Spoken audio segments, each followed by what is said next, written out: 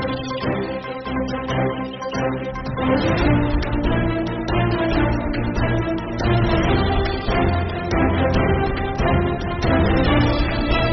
आदमी पार्टी की तरफ से मैं देवेंद्र शास्त्री आप सबका यहाँ स्वागत करता हूँ।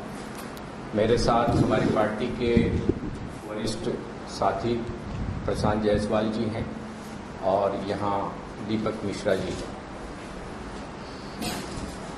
आज आप लोगों को इसलिए कष्ट दिया है कि जो केंद्र सरकार की नीतियां हैं, जो महंगाई की मार है, उससे जो जनता से वसूली चल रही है और उससे जो कारोबार किया जा रहा है, उसकी आपको विस्तार से जानकारी दी जा सके। अभी हाल ही में प्रधानमंत्री ने लाल किले से जनता का आह्वान किया था कि वो भ्रष्टाचार की लड़ाई में सहयोग दें। तो हमारे राष्ट्रीय कन्वीनर और दिल्ली के मुख्यमंत्री श्री अरविंद केजरीवाल जी ने 5 बड़े भ्रष्टाचार के मुद्दे गिनाए हैं जो भारतीय जनता पार्टी से संबंधित हैं और चुनौती दी है कि उन 5 बड़े भ्रष्टाचार के मुद्दों पर प्रधानमंत्री कार्रवाई करके दिखाएं। वो मैं आपको एक के बाद एक गिनाऊंगा और उस पर जनता का हम सवाल करना चाहते हैं कि जनता उस पर प्रधानमंत्री से कार्रवाई करने के लिए दबाव बनाए। देखिए, गुजरात में पेपर लीक एक बड़ा उद्योग बन गया है। पिछले 27 साल से वहां पर भारतीय जनता पार्टी का शासन है।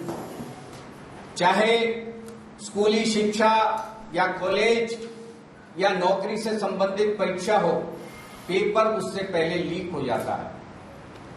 आज तक किसी को सजा नहीं हुई है। प्रधानमंत्री में अगर दम है तो पेपर लीक मामले में किसी एक व्यक्ति को दोषी ठहरा करके सजा देने का काम करके दिखाएं, तब वो जनता से सहयोग मांगे। इसी तरह से गुजरात के एक निजी पोर्ट पर, प्रधानमंत्री के दोस्त का वो निजी पोर्ट है, वहां पर 22,000 करोड़ रुपए की ड्रग पकड़ी जा चुकी है। अभी तक न कोई सीबीआई की जांच है न कुछ और। हमारे राष्ट्रीय कन्वीनर श्री अरविंद केजरीवाल जी ने चुनौती दी है कि वो इस मामले में, इस सीजर के मामले में कार्रवाई करके दिखाएं गुजरात चुनाव से पहले। इसी तरह से गुजरात में जहरीली शराब से पिछले दिनों 50 से ज्यादा लोगों की मौत हो चुकी है। 27 साल से भारतीय जनता पार्टी का शासन है और ये जो शराब का अवैध धंधा है, ये भारतीय जनता पार्टी के ही नेताओं की साठगांठ में चलता है।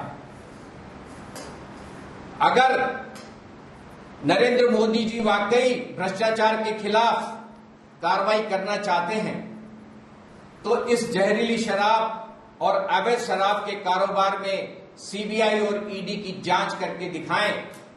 गुजरात के चुनाव हो रहे हैं, उससे पहले यह कार्रवाई होनी चाहिए। एक और अभी ताजा घटना हुई थी बरसात की वजह से। बुंदेलखंड में एक्सप्रेस वे का उद्घाटन किया प्रधानमंत्री ने। उद्घाटन के 5 दिन के अंदर अंदर वो एक्सप्रेस वे धसक गया। ये बहुत बड़ा भ्रष्टाचार हुआ था, लेकिन इसमें कोई जांच नहीं हुई है। उल्टे उन्हीं ठेकेदारों को वापस काम दे दिया गया जो इस कमजोर और इस खराब निर्माण के लिए दोषी थे। नरेंद्र मोदी जी को यह चुनौती है हमारे कन्वीनर साहब की तरफ से कि अगर वाकई वो भ्रष्टाचार के खिलाफ लड़ना चाहते हैं तो गुजरात चुनाव से पहले इस बुंदेलखंड के एक्सप्रेसवे में जो भ्रष्टाचार हुआ उस पर जांच करना है। अभी आपने पिछले दिनों सुना होगा कि बड़े उद्योगपतियों के करीब 10 लाख करोड़ से ऊपर के कर्ज माफ किए गए। ये एग्जैक्ट फिगर है 10,72,000 करोड़ रुपए। ये कर्ज माफी उन लोगों की हुई है जिन्होंने भारतीय जनता पार्टी के पार्टी फंड में चेक से चंदा दिया है। अब इससे बड़ा और क्या भ्रष्टाचार होगा कि आप किसी उद्योगपति के, अरबपति दोस्त के कर्ज माफ करें और वो आपको चेक से चंदा दे दे पार्टी में। नरेंद्र मोदी जी को ये चुनौती है कि इस कर्ज माफी और इस डोनेशन को वो सीबीआई और ईडी की तरफ से जांच करवाएं और दोषी व्यक्तियों को वो सजा दिलवाएं। अब मैं आपको कुछ ऐसे पॉइंट्स बताना चाहता हूं कि केंद्र में बैठी हुई भारतीय जनता पार्टी सरकार ये जो सब कुछ कर रही है, कर्ज माफी और उसके साथ विधायकों की खरीद फरोख्त, ये कहां से हो रही है, कैसे हो रही है, ये आप तफसील से सुनिए। आपको पता होगा अब तक भारतीय जनता पार्टी अनेकों राज्यों में दूसरी पार्टियों की सरकार खरीद फरोख्त के जरिए गिरा चुकी है। मैं आपको गिना दूं नाम। महाराष्ट्र का तो ताजा उदाहरण है। महाराष्ट्र में तो हाल ही में सरकार गिराई गई है। इसके अलावा गोवा की सरकार गिराई गई, कर्नाटक की सरकार इसी तरह से खरीद फरोख्त के जरिए गिराई गई, असम की सरकार में खरीद फरोख्त के जरिए गिराई गई, मध्य प्रदेश का उदाहरण आप लोगों के सामने है, किस तरह से खुला खरीद फरोख्त का सिलसिला चला और वहां सरकार गिराई गई। बिहार में भी यही खेल हुआ है। अरुणाचल प्रदेश की सरकार गिराई गई खरीद फरोख्त के जरिए, मणिपुर में सरकार बनाई गई खरीद फरोख्त के जरिए और मेघालय में भी सरकार बनाई गई। आपको एक चीज राजस्थान का भी पता होगा, राजस्थान में भी भारतीय जनता पार्टी पे आरोप लगे थे कि उन्होंने अशोक गहलोत सरकार को गिराने के लिए षड्यंत्र रचा और इसका मामला अभी भी कोर्ट में चल रहा है, फोन टेप कांड चल रहा है, वो आपके सामने है। तो इस तरह से अगर आप देखें तो कुल मिलाकर के 10 राज्यों में सरकारें गिराई जा चुकी हैं या सरकारें गिराने की कोशिश हुई है। भाई साहब, आप क्या मुख्यमंत्री के प्रवक्ता के तौर पर बोल रहे हैं क्या बात? मैं आपको अभी तो तफसील बता रहा हूं। आपने देखा होगा कि सब जगह जो सरकार गिराने का पैटर्न है एक जैसा है।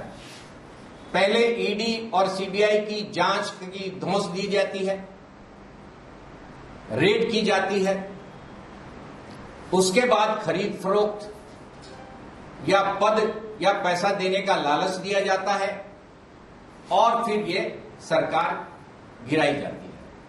यही पैटर्न सब जगह चल रहा है। अब तक भारतीय जनता पार्टी ने इस खरीद फरोख्त के सिलसिले में कुल 277 विधायक खरीदे हैं। 277 विधायक पूरे देश भर में। अगर इनको न्यूनतम 20 करोड़ रुपए की राशि देना भी हम मान लें तो भारतीय जनता पार्टी ने 5,500 करोड़ रुपए का भुगतान इन खरीद फरोख्त के अंदर किया है। आप सब लोगों को पता चला होगा कि भाजपा ने दिल्ली में भी आम आदमी पार्टी के विधायकों को, एक एक एमएलए को 20-20 करोड़ रुपए देने का ऑफर दिया था। दिल्ली में भाजपा को 40 एमएलए की जरूरत पड़ती है अगर वो सरकार टॉपल करने की कोशिश करती है तो आप सोचिए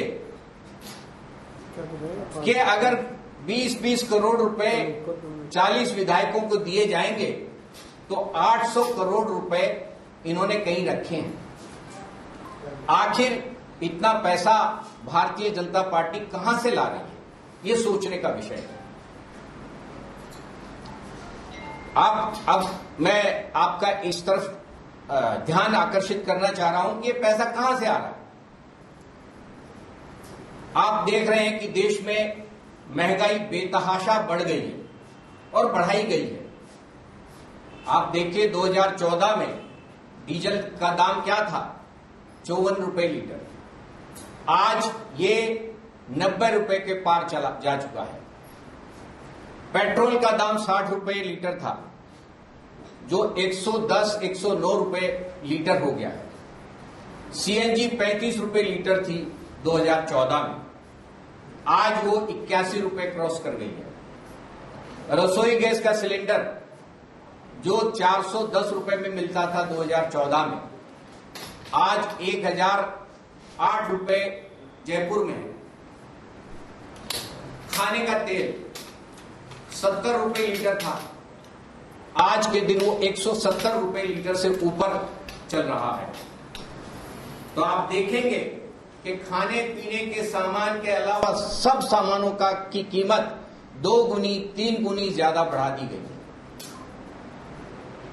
ये आपकी यानी कि जनता की मेहनत की कमाई का इस्तेमाल ये केंद्र में बैठी हुई सरकार, भारतीय जनता पार्टी सरकार, अपने अरबपति दोस्तों के कर्ज माफी के लिए इस्तेमाल कर रही है, या फिर कहीं कहीं विधायकों को खरीद करके सरकार गिराने के काम में ले रही है। ये पैसा, ये महंगाई बढ़ा करके वसूला जा रहा है। महाराष्ट्र में सरकार गिरानी थी तो क्या किया? छाछ, दही, गेहूं, चावल, दाल, इन पर जीएसटी बढ़ा दी गई। ऐसे ही कभी पेट्रोल की कीमत बढ़ा देंगे, कभी डीजल की कीमत बढ़ा देंगे, कभी गैस की कीमत बढ़ा देंगे और अरबपति दोस्तों के कर्ज माफ कर देंगे, या फिर किसी राज्य के विधायक खरीदने के लिए और सरकार गिराने के काम में लेंगे।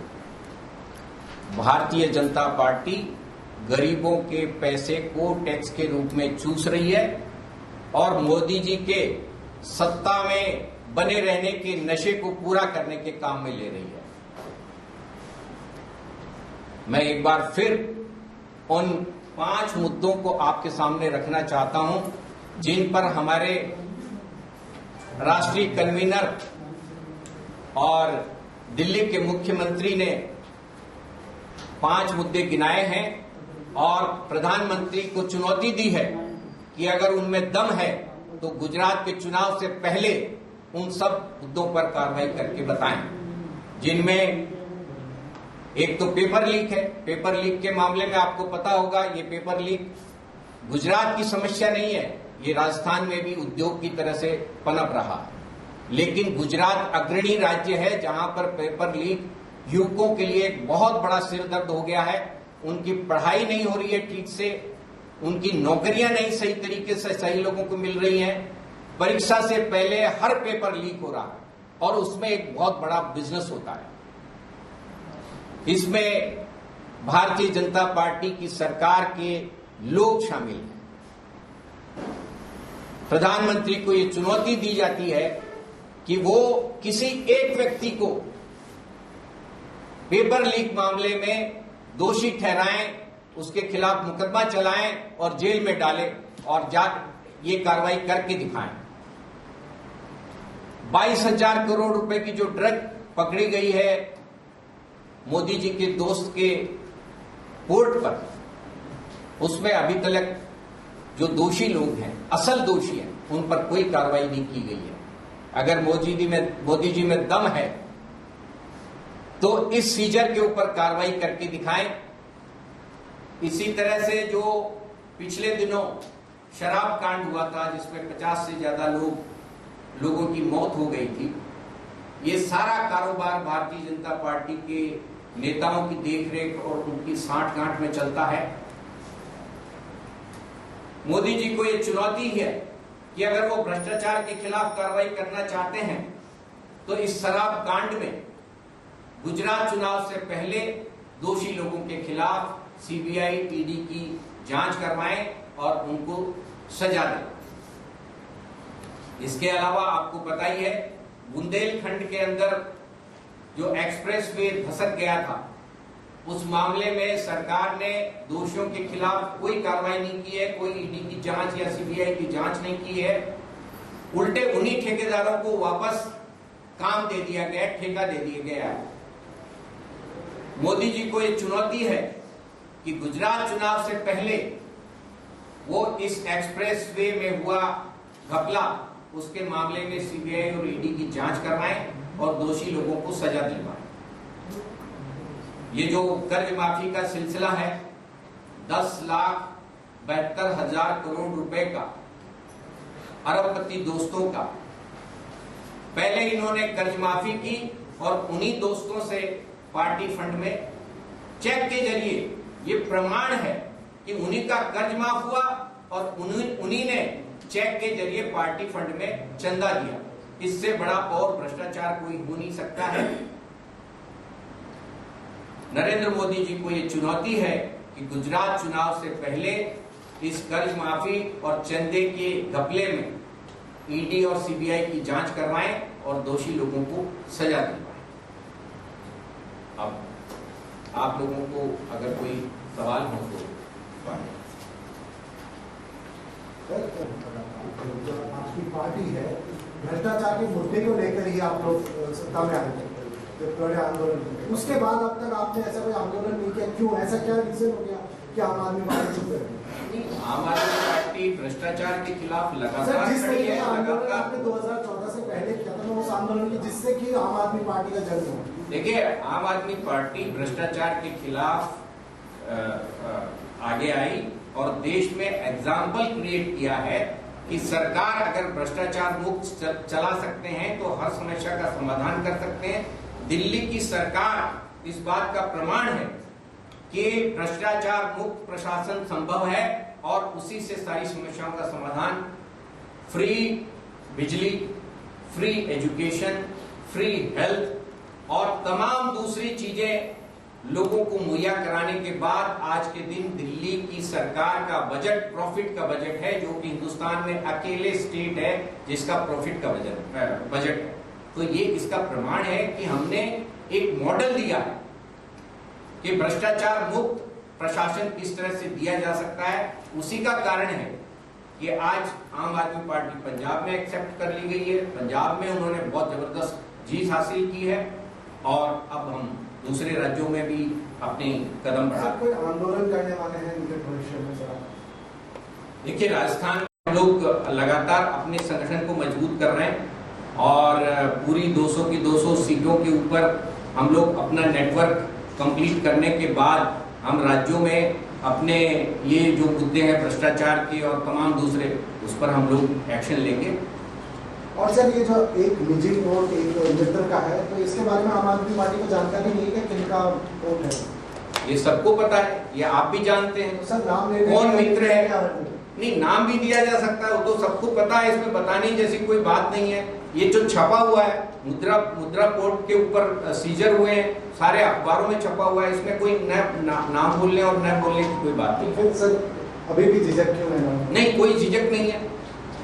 अडानी जी हैं और मुद्रा कोर्ट है, वहां पर सीजर हुआ है, वहां पर कार्रवाई होनी चाहिए, उसमें कोई झिझक वाली बात नहीं है। झिझक की कोई बात नहीं। ठीक है।